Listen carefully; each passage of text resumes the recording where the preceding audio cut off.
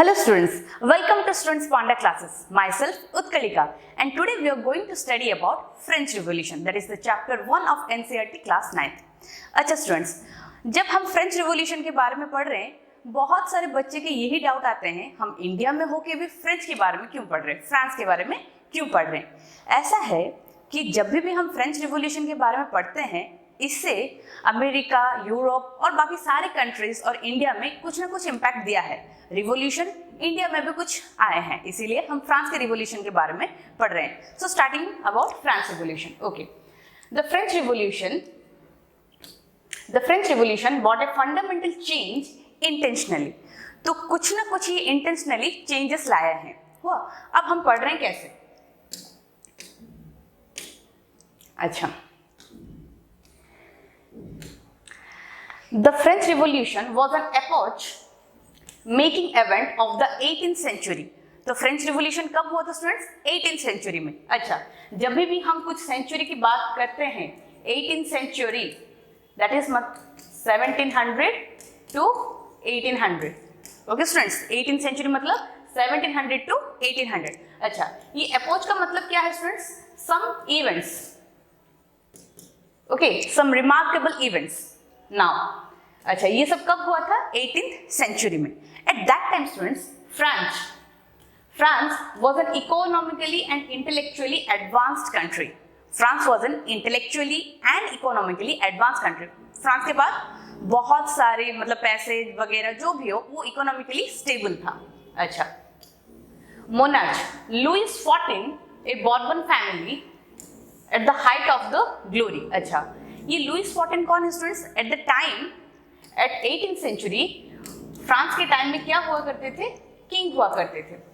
तो लुइस 14 कौन है? किंग है।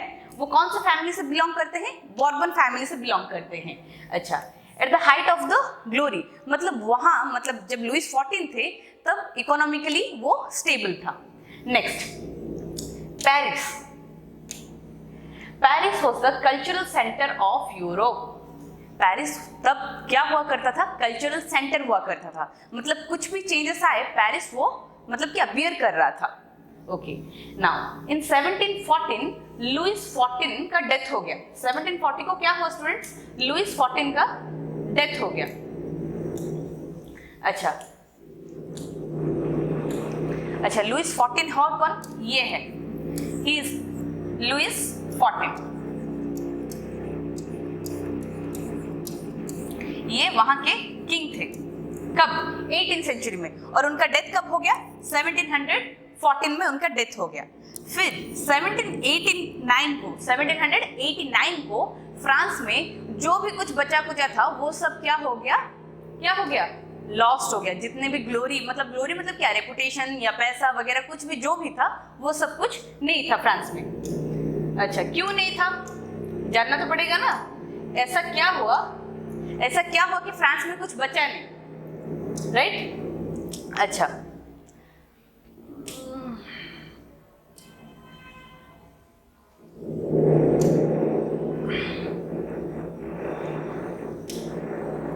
नेक्स्ट। अच्छा, क्या हुआ स्टूडेंट्स? अभी पता चल जाएगा।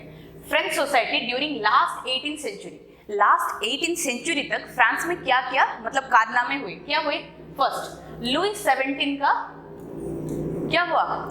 बॉर्न हुआ, मतलब वो पैदा हो गए 1774 में। अच्छा, 1714 में क्या हुआ था? लुइस 14 का डेथ हो गया था। लुइस 16 का बॉर्न हो गया 1774 में। अच्छा, लुइस 14 जब बॉर्न हुए, वो कौन सा फैमिली में बिलोंग करेंगे स्टूडेंट्स? ऑब्वियसली बॉर्बन फैमिली, क्योंकि उनके पिताजी, उनके दादाजी सब लुइस ही है और बॉर्बन फैमिली से ही बिलोंग करते हैं। अच्छा, he was crowned as the French monarch. हम किंग को क्या बोलते हैं? इंडिकेट करते हैं मोनार्च। ओके, उनके किंग को क्या बोलते हैं? मोनार्च बोलते हैं। और वो कहाँ के किंग थे? फ्रांस के किंग थे, इसलिए उनको क्या बोलते हैं? French monarch. अच्छा, ही क्राउन्ड एज मतलब उनको क्या किया गया? किंग बनाया गया। कब? When he was 20 years old। When he was only 20 years old। जब वो 20 साल के थे तभी उनको क्या कर दिया गया? किंग बना दिया गया। अच्छा, he is a man of character and kind, A well wisher of the people.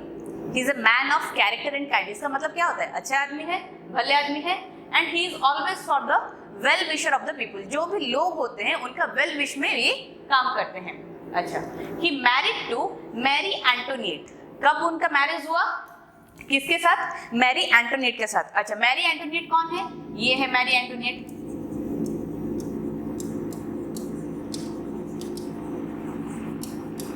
और ये कौन हो गए? Louis 16, right? ये इनके किंग है। और मैरी एंटोनिएट कौन है? क्वीन है। अच्छा, मैरी एंटोनिएट ये कहाँ की प्रिंसेस थी? ऑस्ट्रियन प्रिंसेस थी, ऑस्ट्रियन प्रिंसेस। ओके स्टूडेंट्स, ये ऑस्ट्रियन की प्रिंसेस थी। कौन? Mary Antoinette. जब लुइस 16 के साथ उनका शादी कर दिया गया, अभी ये क्या होगी? ये queen of the France. Okay, next, upon his accession as a new king found empty treasury. जब उनको मतलब पोजीशन दिया गया किंग के तौर पे, तब क्या फाउंड किया गया कि उनकी तिजोरी में कुछ नहीं है। उनकी तिजोरी में कुछ नहीं है, बस खाली है। खाली भंडार उनको थमा दिया गया। किसको? लुइस 16 को। तो अभी क्या हुआ? जब भी वो किंग में आए तो उनको पाया गया कि अब कुछ नहीं है तिजोरी के पास, खजाना खाली है। अच्छा, खजाना खाली है, क्यों खाली है? कुछ तो रीजन होगा, राइट? क्या रीजन हो गया? हाँ, अभी देखो, अभी हम पढ़ने वाले हैं कि जो खजाना था वो क्यों खाली हुआ। Okay, long years ago of war drain financial resources. अच्छा, 18th सेंचुरी में जितने भी वॉर हुए, फ्रांस कहीं में कहीं इंक्लूडेड था। तो क्या हुआ? ये जो वॉर चल रहा था, अच्छा, वॉर के टाइम में सोल्जर्स को पैसा देना पड़ता है, और क्या वेपन्स के लिए पैसा देना पड़ता है। इन सब के लिए क्या हो गया? उनका फाइनेंशियल रिसोर्सेस कम हो गया। Next, cost of maintaining extravagant court at immense palaces of Versailles. Versailles का जो देखिए कितना बड़ा पैलेस है, उसको मेंटेन करने के लिए, उसको मतलब ठीक से रखने के लिए कुछ तो पैसे लगेंगे। ये सब में भी क्या हो गया? Loss, obviously, right? तो मेंटेनेंस में लॉस हुआ, वॉर में लॉस हुआ, ये सब में लॉस होता गया। किसका? फ्रांस का। नेक्स्ट, डेप्ट of 2 million leverage under Louis 16। अच्छा, ये क्या हो गया? उनको डेप्थ में चला गया। कितने का? 2 मिलियन लीवरेज। अच्छा, ये लीवरेज क्या है students? Do you know what is leverage? Leverage उसका फ्रांस का करेंसी है। फ्रांस करेंसी क्या है? लीवरेज। अच्छा, लीवरेज को 1700 आई थिंक लीवरेज को 1974 में डिसकंटिन्यू कर दिया गया हुआ, और फिर लीवरेज का कुछ मतलब नहीं बचा। पहले क्या हुआ था? उनको फ्रांस करेंसी क्या लिया गया था? लीवरेज लिया गया था। नेक्स्ट, डेप्ट of 2 million leverage. Okay, now France help 13 British colonies to gain independence. France मतलब बहुत दयालु है हुआ, जो भी ब्रिटिश कॉलोनियल होते थे उनको बस हेल्प करता गया। तो 13 ब्रिटिश कॉलोनियल को वो क्या कर रहा था? हेल्प कर रहा था। क्यों हेल्प कर रहा था? To gain independence. So they were under some dependent countries, so France helped them to become independent. Now lenders who gave state credit began to charge 10%. अच्छा, तो अभी क्या हुआ स्टूडेंट्स? अभी हमें पता ये चला कि वो लॉन्ग ईयर्स के वॉर में फाइनेंशियल रिसोर्सेज कम हो गया। सेकंड, कॉस्ट ऑफ मेंटेनेंस में चला गया उनका पैसा। फिर डेप्ट हो गया 2 मिलियंस का। फिर क्या हुआ? 13 ब्रिटिश कॉलोनीज जो थे उनको भी इंडिपेंडेंस के लिए वो हेल्प कर दिया। अभी क्या हुआ? उसको क्या लेना पड़ा? लोन लेना पड़ा, राइट? लोन लेना स्टार्ट कर दिया। जब लोन लेना स्टार्ट कर दिया, वो क्या मतलब लोन लेना तो स्टार्ट कर दिया, पर वो क्या कर दिया? ठीक टाइम में वो दे नहीं पाया। तो अभी का क्या हो गया? उनको 10% इंटरेस्ट देना पड़ा। 10% इंटरेस्ट देना पड़ा। किन लोगों को? लेंडर से, जिससे वो पैसे ला रहे थे। French government obliged to spend an increasing percentage of its budget on payment. अच्छा, अभी क्या हो गया? देखो, इंटरेस्ट 10% देना पड़ा उनको। क्यों? क्योंकि वो लोन ला रहे थे, राइट? वेरी गुड, क्योंकि वो लोन ला रहे थे। अभी फ्रांस कौन देगा इंटरेस्ट? भैया गवर्नमेंट ही देगा, और कौन देगा, राइट? अभी क्या हुआ?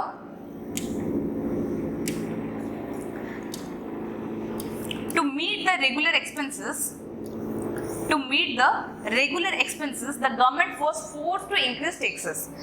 अभी कहाँ से भी पैसा नहीं आ रहा था तो गवर्नमेंट क्या करे भैया, ऑब्वियसली टैक्सेस बढ़ाएंगे ना। क्या बढ़ाएंगे? टैक्सेस को वो इंक्रीज कर दिए। किसके लिए इंक्रीज किए? आर्मी मेंटेनेंस के लिए, कोर्ट के मेंटेनेंस के लिए, गवर्नमेंट ऑफ ऑफिसेस और यूनिवर्सिटीज मेंटेनेंस के लिए वो क्या कर लिए? टैक्सेस को इंक्रीज कर दिए। इंक्रीज रेट ऑफ टैक्सेस, ये सब क्या हो गया? टैक्सेस को इंक्रीज कर दिए। क्यों इंक्रीज किए? 3 reasons, army, court and government offices and universities, ये सबको क्या कर दिए? इंक्रीज कर दिए। क्यों इंक्रीज किए? क्यों इंक्रीज किए? For what reason they increase their taxes? To maintain their what? To maintain their palaces, to maintain their army, ये सब के लिए। और वो लोन भी लिए थे, ओके, इसके लिए इंक्रीज कर दिए। अच्छा, हम अभी पढ़ने वाले हैं जो भी, अभी देखो, जो भी हम कंट्री में जाए कुछ ना कुछ कैटेगरीज के लोग हम डिवाइड कर लेते हैं, ओके। अच्छा, फ्रांस में क्या था? फ्रांस सोसाइटी में क्या था? Clergy, they are categorized under first state, nobility categorized under second state, और ये जो थे businessmen, peasants, artisans, they are categorized under third state. ये सब में क्या हो गया? डिवीजन हो गया, लोगों का डिवीजन कर लिया गया। क्यों कर लिया गया भाई? अगर नहीं करते तो इनका फायदा कैसे होता? हुआ। और अभी जो वो लोन ले रहे, टैक्सेस इंक्रीज कर रहे, क्यों? किसके ऊपर इंक्रीज कर रहे? ये थर्ड स्टेट पीपल के अंडर इंक्रीज कर रहे। अच्छा, ये जो क्लर्जी है स्टूडेंट्स, क्लर्जी क्या है? क्लर्जी मतलब, क्लर्जी किसके अंडर आते हैं? जो रिलीजियस एक्टिविटी में काम करते हैं, जैसे हो गया चर्च, ओके। क्लर्जी क्या होता है? जो कि चर्च के अंडर में काम करते हैं, जैसे कि हम लेते हैं priest, okay. Now nobility are under second category of people, they are the king, queen, nobles of the sword, next princes of royal blood, जो भी रॉयलिटी के अंडर आते हैं उनको हम क्या बोलते हैं? Nobility, and they are categorized under second state, right. Now third state में क्या आता है? Businessmen, merchants, peasants, artisans. Businessmen तो पता ही होगा, पेजेंट्स मतलब क्या? जो भी खेतीबाड़ी करते हैं, राइट, लैंड में जो काम करते हैं। और आर्टिशियंस मतलब क्या हो जाता है? जो पॉटरी मेकिंग, आर्ट मेकिंग, ये सब में जो भी इंक्लूडेड होते हैं उसको हम क्या बोलते हैं? आर्टिशियंस बोलते हैं। और जो लोन लिए और जो इंक्रीज रेट ऑफ लोन किए, इंक्रीज टैक्सेस किए, किसके ऊपर किए? थर्ड स्टेट के ऊपर किए। इनके पास पैसा था पर पैसे लिए कहां से? टैक्सेस लिए कहां से? थर्ड स्टेट से।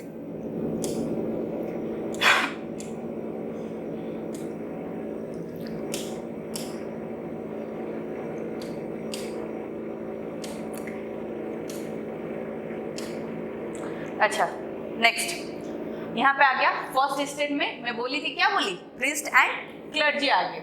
सेकंड स्टेट में नोबल्स एंड लैंडलॉर्ड्स। लैंडलॉर्ड्स मतलब क्या है स्टूडेंट्स?